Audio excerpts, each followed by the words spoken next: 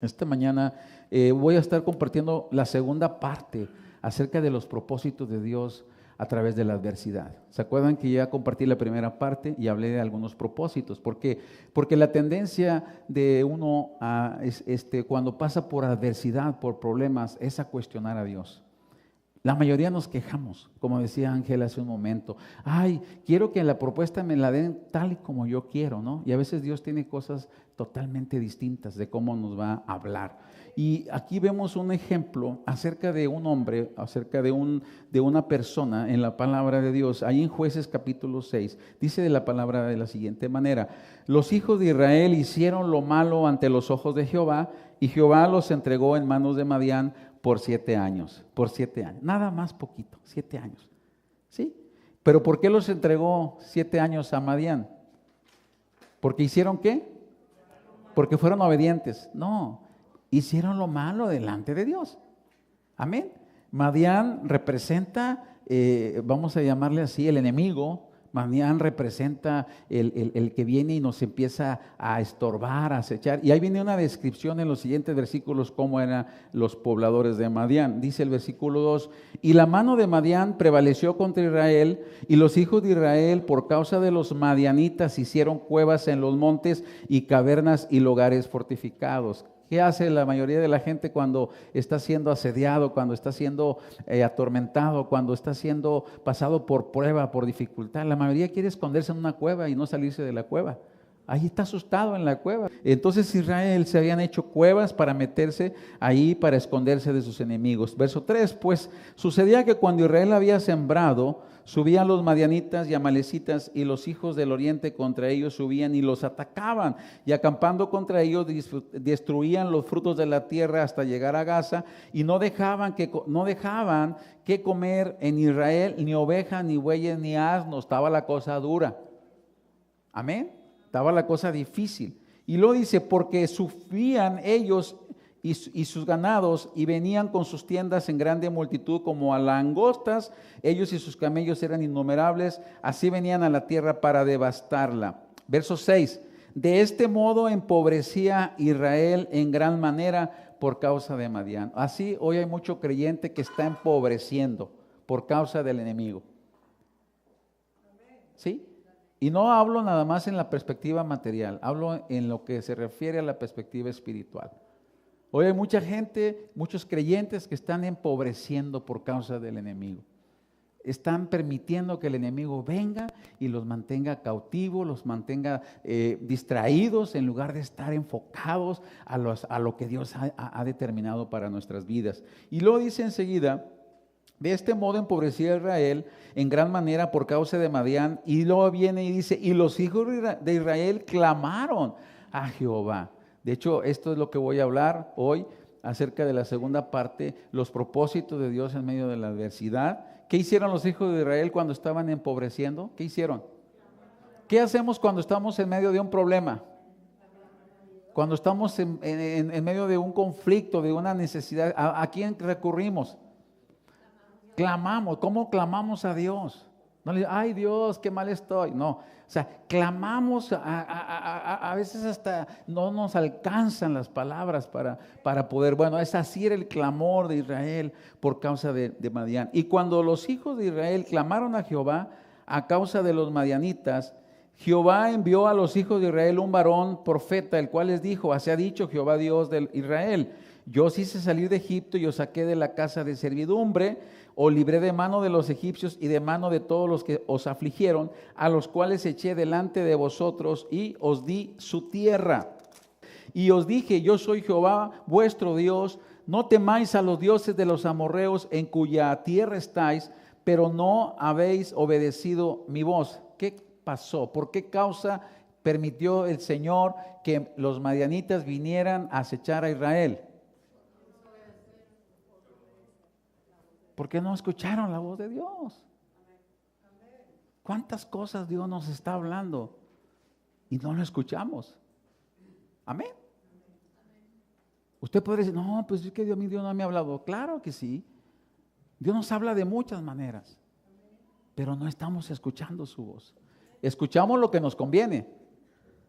Escuchamos lo que creemos que está bien, pero no estamos escuchando la voz del Señor. Por esa razón están viniendo muchas cosas a nuestra vida. Y todo eso muchas veces Dios lo permite, porque Dios quiere tratar en esa área con nosotros. Amén. Dice aquí la palabra, seguimos nada más estoy describiendo cómo estaba la situación de Israel y cómo puede ser que esté nuestra situación en este momento. Amén. Dice el versículo 11, y vino ángel de Jehová y sentó debajo de la encina que está en Ofra, la cual era de Joás Abieserita, y su hijo Gedeón estaba sacudiendo el trigo en el lagar para esconderlo de los madianitas. Y el ángel de Jehová se le apareció y le dijo: Jehová está contigo, varón esforzado y valiente. ¿Sí? Varón esforzado y valiente. Y a veces el varón dice: ¿me habla a mí? Pues ni soy esforzado y menos valiente. Y lo dice enseguida. Y Gedeón le respondió: Señor mío, si Jehová está con nosotros. Ahí donde muchos hacemos esta pregunta. ¿Cuántos creen que Dios está con nosotros? ¿Y por qué cuando estamos pasando por medio de prueba preguntamos: pues si Dios está conmigo, entonces ¿por qué estoy pasando por esto? ¿No? No se ha preguntado, no ha pensado. Digo, yo sé que usted es bien santo, puro, inmaculado, pero yo sí siento, yo al menos a veces me he preguntado: Señor, hombre, si estás conmigo, Señor, ¿qué? ¿Cómo? ¿Por qué?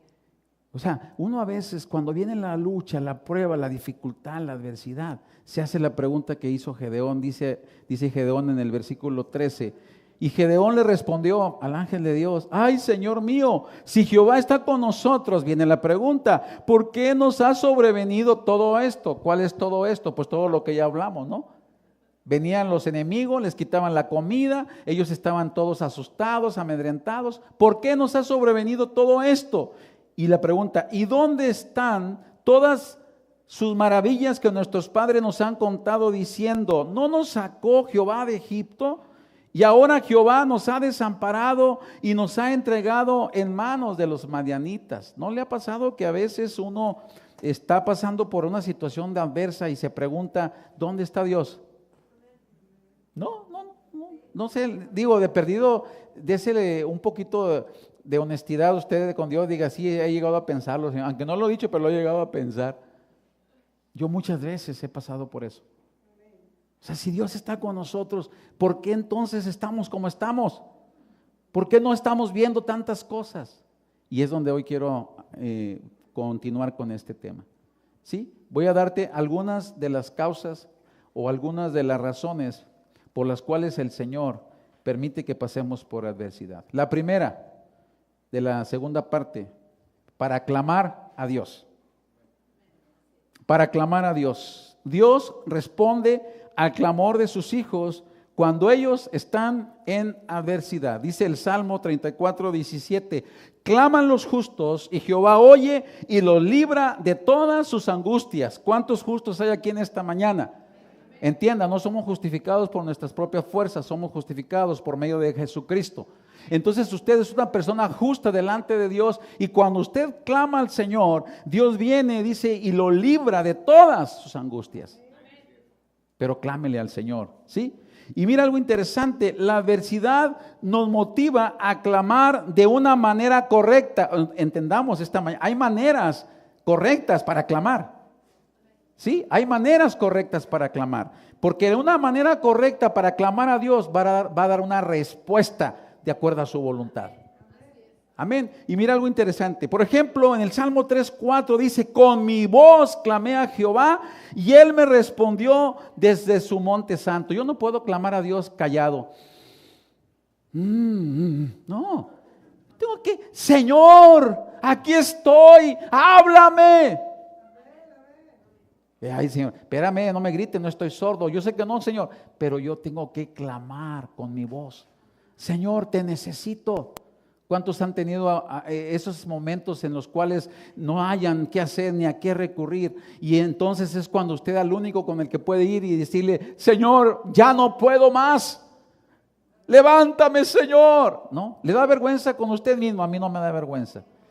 Si hay tiempos en que tengo que postrarme y orar y pedirle al Señor para que siga Él teniendo compasión y misericordia por los míos, lo haré cuantas veces sea necesario. La Biblia habla, clama a mí, y yo te responderé y te enseñaré cosas grandes y dificultosas que tú no entiendes. Pero usted tiene que clamarle al Señor. Clámele desde todo su corazón y dígale esta mañana: Señor, te necesito. Usted que nos está viendo a través de este programa, dígale allí en su lugar: Señor, ya no puedo con esta situación. Señor, ya estoy demasiado cansado, agotado, ya no tengo esa fe que antes tenía. Señor, levántame una vez más. Y el Señor es fiel y viene y lo levanta una vez más. Ahora, ¿cuándo debemos de clamar al Señor? Te estoy hablando de cómo clamar de una manera correcta en medio de la adversidad. Tenemos que clamarle diariamente. Salmo 86:3 dice: ten misericordia de mí, oh Jehová, porque a ti clamo todo el día. Imagínate el salmista David, él se pasaba todos los días clamando y Dios le respondía.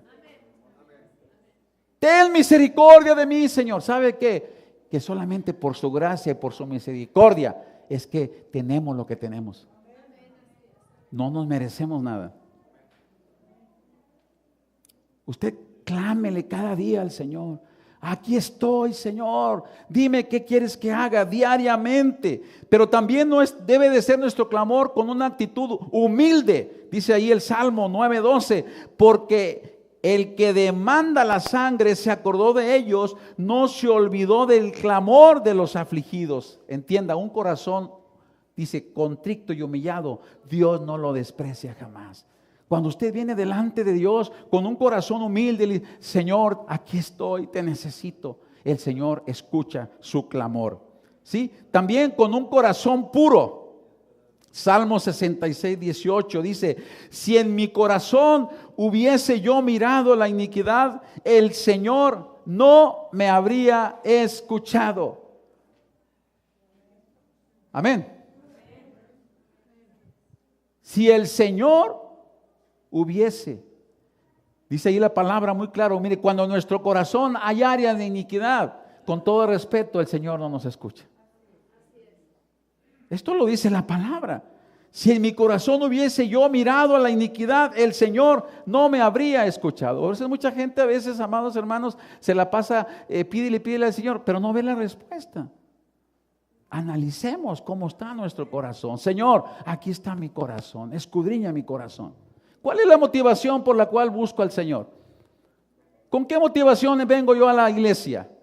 ¿Cuál es mi motivación para estar viniendo a la casa de Dios? ¿Qué me motiva? ¿Que me vean? ¿O que ya cumplir? Yo vengo, cumplo y ya cumplí. ¿Esa es la motivación? ¿Cuál es mi motivación? Pídale a Dios sabiduría y que le revele que está ahí en su corazón y por qué razón usted viene y busca al Señor. O cada día usted se levanta para buscar al Señor. Pídale a Dios, diga: aquí está mi corazón, Señor, mira, escudriñalo. Si hay cosas ahí, Señor, que no son gratas a ti. Yo les digo algo: cuando estaba más chavo, a mí me gustaba ir a la iglesia, pero no por buscar a Dios, por ver a las hermanitas. Porque decían que eran muy obedientes, eran muy sometidas y eran muy hermosas. Entonces a veces una tía mía: ándale, Luz, vamos a la iglesia para que conozcas a unas hermanitas. No, tía, no. Y ella, con tal de que yo fuera, me llevaba. Y a veces cuando llega uno a la iglesia de chavo y ves que te gusta, ay, allá está es la hija del pastor. Ay.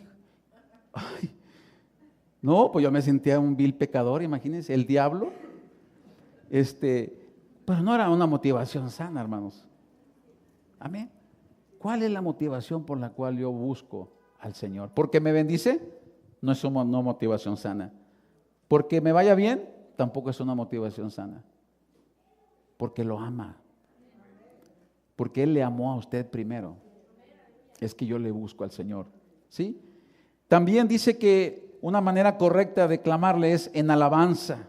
En alabanza. Salmo 56, verso 9 y 10. Serán luego vueltos atrás mis enemigos el día en que yo clamare.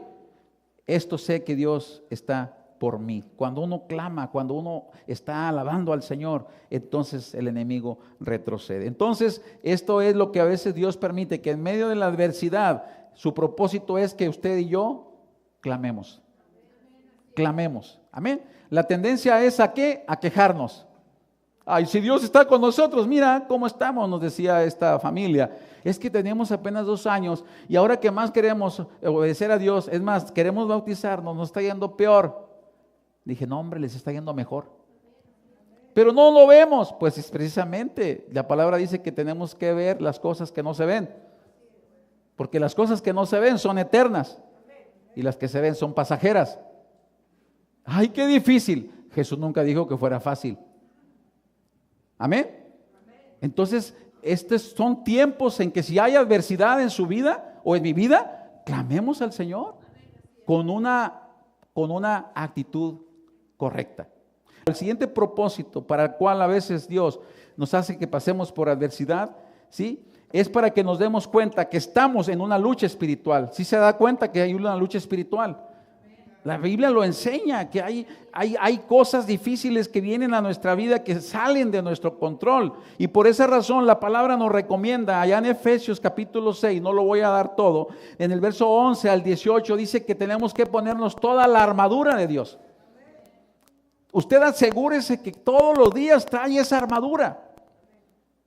Usted ya la conoce como creyente. ¿Cuál es esa armadura? Porque hay una lucha. Ahora fíjese algo interesante. La Biblia aquí nos describe, allí en Efesios, acerca de la importancia de traer esa armadura. ¿Por qué razón describe esa armadura? Porque una armadura la trae un soldado. Y usted y yo dice la palabra que somos soldados de Jesucristo. Y como soldados de Jesucristo, tenemos entonces que tener reunir ciertas características como buen soldado. Amén. Hay buenos soldados y hay soldados malos. Pero un buen soldado de Jesucristo, primero debe de conocer quién es su enemigo. Un buen soldado debe de prepararse para la batalla. Hoy hay muchos creyentes que no están preparados para la batalla. Perdóneme. Viene alguna situación en su vida y luego se desaniman. No, ya no, ¿para qué? No, mejor ahí le dejamos. No, es cuando más usted debe de meterse con Dios. Cuando la prueba venga más dura, usted métase más con el Señor. Cuando las cosas no están saliendo como usted espera, usted manténgase en el Señor. Amén. No, pues pastor, es muy fácil, pastor. No, ¿qué le podría decir? Qué fácil ni qué fácil. Pero mi fortaleza está en el Señor. Amén. Cuando la lucha esté más fuerte, afírmese en el Señor, porque Él es el que nos va a dar la victoria, ¿sí? Un buen soldado debe de ser diestro en el uso de sus armas. Ya sabemos que las armas que Dios nos ha dado son armas, ¿qué? Espirituales. Las armas no son carnales, son espirituales, porque dice la Biblia que las armas de nuestra milicia no son carnales, sino son poderosas en Dios. ¿Para qué? Para la destrucción de fortalezas. Pero no las usamos. Amén. No las usamos. Ahí las tenemos guardadas. Ay, qué bonita espada tiene ahí mi hermano. ¿Y de qué me sirve guardada? Agarre la espada del Espíritu, que es la palabra. Aunque diga, no, es que la palabra dice así. Y yo esperaré en lo que dice la palabra del Señor. Estábamos compartiendo en esta familia y nos decían muchas cosas que van con cuestiones digamos, de tipo, digamos, ¿por qué no llamarle así? Normas humanas o normas eclesiásticas. Y entonces, no con un afán de levantar ahí una revolución, les hablé claro, les dije, miren, amados hermanos, yo no vengo a hablar en contra de su doctrina ni nada, pero una cosa sí le digo, vayan a la palabra del Señor. Amén. Y si la palabra de Dios dice de esta manera, así dice el Señor, usted obedezca a la palabra. Porque a veces como personas hacemos normas. No digo que estén mal, pero también tengo que obedecer primeramente a la palabra de Dios. Vaya a la palabra para que se dé cuenta si lo que se está enseñando realmente tiene que ver con la verdad o solamente son ideas humanas que vienen. El buen soldado conoce el uso de las armas, ¿sí? y camina, dice 1 de Pedro 5:8, sed sobrios y velad, porque vuestro adversario, el diablo como león rugiente, anda alrededor buscando a quien devorar. ¿Ok? anda buscando la forma, entiéndale, anda viendo a ver por dónde se mete. Es tan sutil que si usted le abre la puerta, él está, ja, ja, ja, ja, ya lo hice. No, usted ciérrele en el nombre de Jesucristo toda puerta, cancele toda puerta que haya abierto para que el enemigo venga y haga sus estragos, ¿sí? Dice Santiago 1:3, sabiendo que la prueba de vuestra fe produce paciencia. Amén. O sea, cuando estamos pasando por cosas difíciles, cuando estamos pasando por cosas adversas, ¿qué está siendo probada? La fe no va a ser probada cuando todo está a todo dar. ¿Cómo le está yendo? Hombre, de maravilla. Ay, tengo mucha fe, me está yendo muy bien. No, hombre, no está siendo probada su fe. Eso es por gracia que le está yendo de maravilla. Deje que venga la prueba de la fe. Y ahí nos vamos a dar cuenta. Amén. ¿Por qué? Porque cuando se prueba la fe, ¿cuál va a ser entonces el resultado? Ahí lo vemos. ¿Qué va a producir cuando nuestra fe se prueba? ¿Y para qué necesitamos la paciencia? Para todo. La prueba de vuestra fe produce paciencia. Su fe no va a ser probada cuando todo está en orden.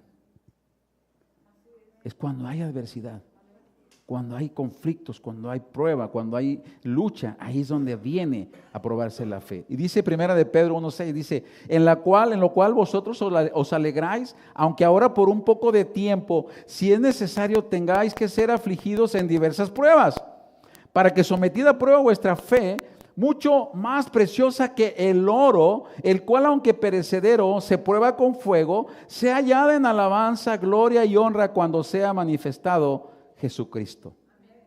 Qué hermoso, ¿no? ¿Cuántos queremos que sea probada nuestra fe? Muy poquitos. Bueno, gloria al Señor. Pero es importante que sea pasada por prueba nuestra fe. Amén. ¿Sabe por qué razón es importante? Porque por medio de la fe vamos a heredar las promesas. Entonces, si nuestra fe no está siendo probada y no es aprobada, nuestras promesas no van a llegar. Muchas cosas que usted y yo estamos recibiendo son por gracia, por su amor y su misericordia. No se le olvide, muchas cosas que usted y yo tenemos ahorita son por su gracia, por su amor y su misericordia. Pero muchas promesas no están llegando porque todavía nuestra fe tiene que ser probada. Y la fe se prueba a través de la adversidad. ¿Cuántos están listos para pasar? Yo no quiero, hermanos.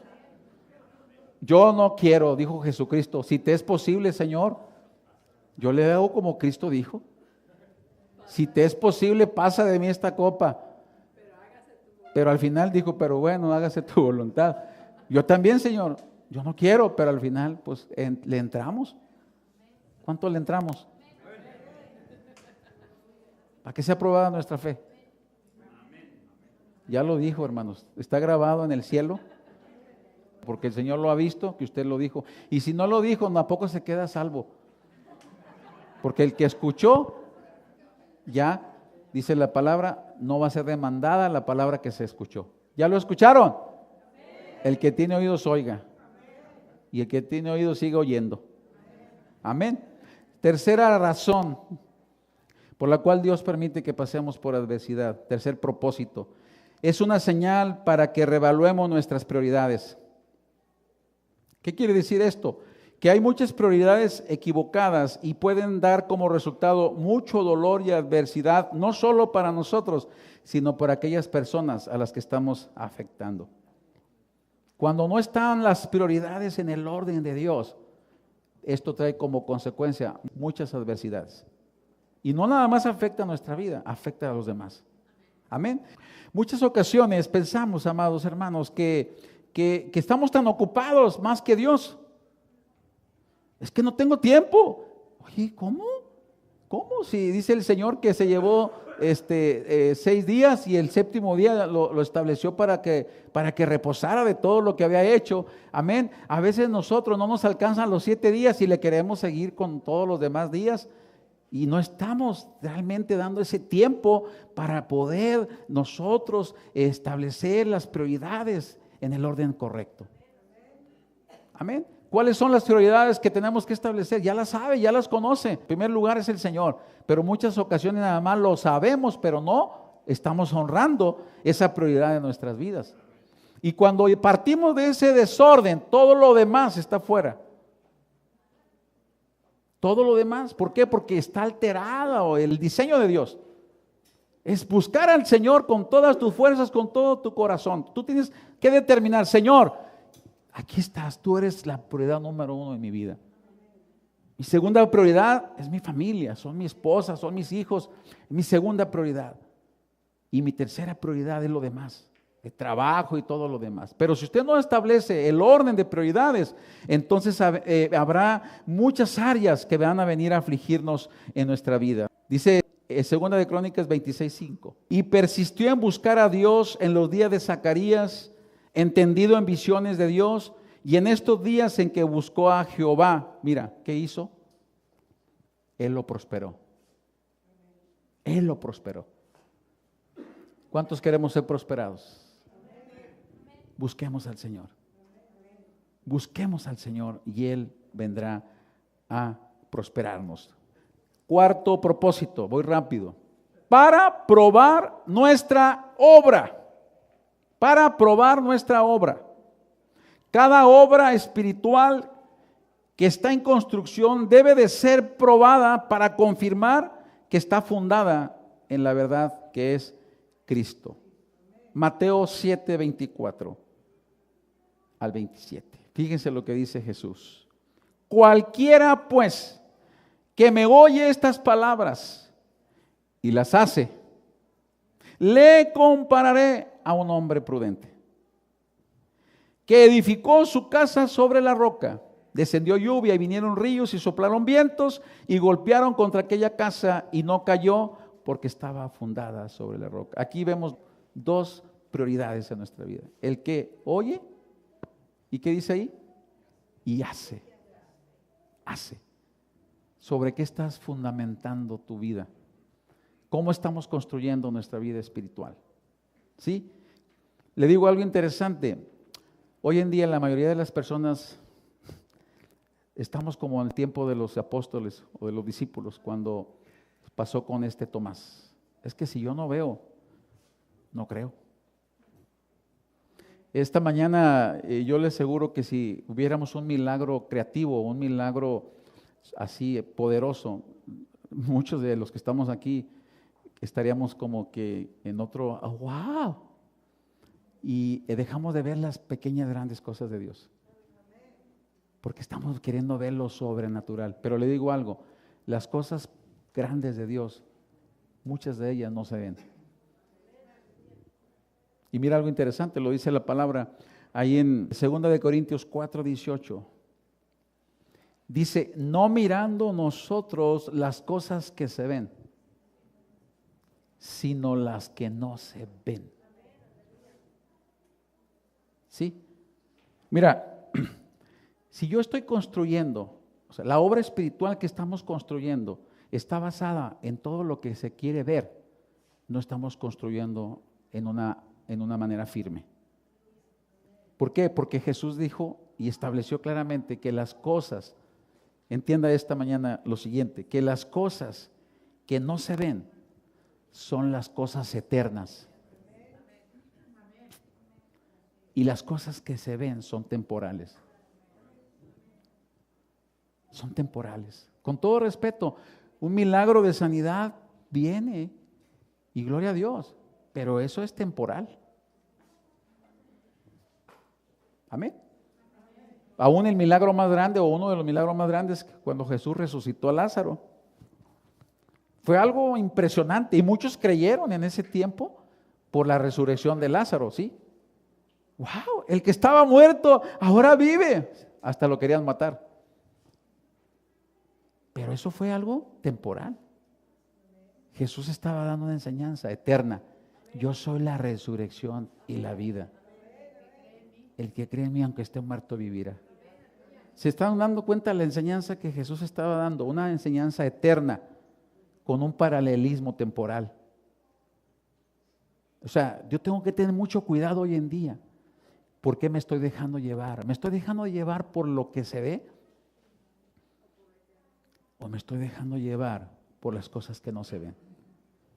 ¿Qué es lo que no se ve? ¿Qué es lo que no vemos? Las cosas espirituales. Muchas cosas que están en la palabra de Dios, promesas de Dios, no las podemos ver. Pero en fe sé que van a pasar. Sé que van a suceder. Señor, yo creo y seguiré creyendo. Yo me afirmo en tus promesas. Yo esperaré, Señor, aunque no esté viendo absolutamente nada. Amén. Usted créale a Dios esta mañana. No crea lo que el hombre dice o lo que le ha dicho el hombre o le ha hecho pensar el hombre. Créale al Señor. Vaya a la palabra y dígale, Señor, yo creo en tus promesas, aunque no lo esté viendo ahorita. Dice Salmo 127:1, si Jehová no edificare la casa, en vano trabajan los que la edifican. Si Jehová no guardare la ciudad, en vano vela la guardia. Asegúrense que es el Señor que está edificando su casa. ¿Sí?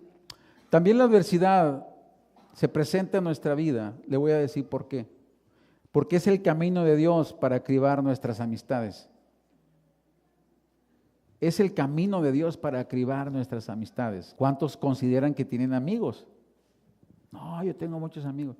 Pero ¿cuántos consideran que tienen amigos verdaderos? Ya no tantos. ¿Sí? Porque miren, la adversidad siempre va a probar a los que son realmente nuestros amigos. ¿Por qué? Porque va a revelar cuáles de ellos están interesados en recibir algo de nosotros o cuáles de ellos están interesados en dar algo. ¿Sí? Entonces, a través de la adversidad es cuando va a probarse realmente cómo está la relación de la amistad. Un verdadero amigo ama en todo tiempo, dice aquí la palabra, especialmente durante la adversidad. Proverbios 17:17. En todo tiempo ama el amigo y es como un hermano en tiempo de angustia. Amén. ¿No le ha pasado que a veces del que menos esperaba y del que más esperaba nunca se esperó nada? Parece trabalenguas. Del que esperaba no esperé y del que no esperaba me llegó. Miren, vemos el ejemplo del buen samaritano, ¿sí? En el buen samaritano, Jesús explica que el buen samaritano hizo algo que no hicieron los que debieron haber hecho. ¿Qué hizo el buen samaritano? Fue y de una manera ayudó a alguien que no tenía por qué ayudarlo. Simple y sencillamente por compasión y misericordia lo hizo. Y no hicieron los que deberían de hacerlo. ¿Por qué Jesús ejemplifica a un samaritano con un judío que habían golpeado? ¿Por qué cree usted? Estaba yo viendo un poquito la historia de los samaritanos y la verdad que está tremendo, lo que dicen los comentaristas. O sea, era un pueblo que se consideraba como una raza impura y no podían ver a los judíos. Es más, evitaban pasar por el territorio de Samaria. Aunque les quedara más lejos a donde iban, les sacaban la vuelta. Es como, por ejemplo, no tengo nada en contra de ninguna parte de las zonas donde a veces, no pases por la risca. Ahora con la inseguridad, no pases por la risca. Y hay gente, no le hace, yo paso por donde sea. Bueno, los judíos evitaban pasar por Samaria. Pero si se dan cuenta, Jesús pasó por Samaria. Amén. Jesús dice que cuando pasó por Samaria, se encontró con la mujer samaritana. Y Jesús también habla en otras partes de la Biblia que sanó a unos samaritanos. Y lo más tremendo de todo es que cuando Jesús iba a ir a Jerusalén e iba a pasar por ahí, envió a sus discípulos para que les avisaran que iban a pasar. Y le digo algo, no les permitieron que pasara Jesús por ahí. Por esa razón Juan y ¿quién fue el otro? Jacobo, dijeron, Señor, oramos para que caiga fuego del cielo. Pero estaban hablando acerca de por qué cayó fuego del cielo. Porque Elías cuando oró, fue precisamente allí en Samaria, porque era un pueblo que estaba totalmente volcado a la idolatría. Entonces ya había como ¿cómo le diré? Una reticencia. Ay, los de Samaria son una bola de pecadores. Ay, los de Samaria. Bueno, pues ese samaritano, ese vino y fue movido a compasión y a misericordia. Hoy, amados hermanos, un amigo verdadero puede ser uno que esté ahí al lado de usted y ni cuenta se ha dado. ¿Sí? Las adversidades muchas veces son permitidas por Dios para cribar nuestras amistades. Amén. Para que se dé cuenta realmente con quién contamos y con quién no. Una amistad genuina es un ejemplo cuando David y Jonatán sellaron ese pacto de amistad. Amén. No importó, digamos, la diferencia que había entre uno y otro. Jonatán, hijo de un rey, hizo un pacto con David. Amén. Y ese pacto permaneció hasta la muerte. Y ya usted conoce la historia. Avanzo. También la adversidad permite Dios muchas veces que pasemos. ¿Por qué? Porque uno de sus propósitos es que podamos identificarnos con Cristo. Podamos identificarnos con Cristo. Filipenses 3:10 dice, a fin de conocerle y el poder de su resurrección y la participación de sus padecimientos, llegando a ser semejantes a Él en su muerte. ¿Verdad que a nadie nos gusta sufrir? Pero eso es lo que nos identifica con Cristo. Digo, si realmente creemos que Él mora en nosotros, Señor, aquí estoy. Aquí estoy. Bienaventurados los que lloran, porque ellos serán consolados. A nadie nos gusta el sufrimiento, pero esa es una manera, cuando estamos pasando por adversidad, de que podamos nosotros identificarnos con Cristo. Amén. Efesios 1:17 dice, para que el Dios de nuestro Señor Jesucristo, el poder de la gloria, os dé espíritu de sabiduría y de revelación en el conocimiento de Él. Pídale al Señor sabiduría y revelación en el conocimiento de Él. ¿Para qué? Para que no sea que si alguno de los padecimientos, alguna de la adversidad de la que estemos pasando, sea por un propósito de Dios para nuestra vida. Porque hay ocasiones que estamos pidiéndole al Señor, ay Señor, ya quítame esto, por favor, ya no permitas que esté pasando por esto. ¿Y qué si dice el Señor? Espérame, pues te estoy llevando por un proceso para perfeccionarte. Amén. ¿Cuántos queremos ser perfeccionados? Yo quiero ser perfeccionado. O sea, yo necesito ser perfeccionado por el Señor. ¿Sabe por qué razón? Porque entonces, ¿cómo vamos a poder ser de ayuda a otra gente? Dígame, ¿cómo le podemos ayudar a alguien para animarle a que el Señor es fiel y que esta prueba que está pasando es temporal y que si se afirma en el Señor, Dios lo va a levantar, así como usted un día fue levantado? ¿Cómo? O sea, ¿con qué autoridad espiritual yo le puedo decir a una persona que Dios trae consolación cuando yo no he pasado por un proceso de consolación? ¿Con qué autoridad espiritual le puedo decir a alguien que perdone a otra persona si yo no he pasado por eso y no he perdonado a nadie? ¿Con qué autoridad espiritual y moral yo le puedo decir a alguien que realmente Dios nos ama y que somos importantes para Él, cuando yo ni siquiera estoy transmitiendo el amor de Él? ¿Se dan cuenta qué importante es eso?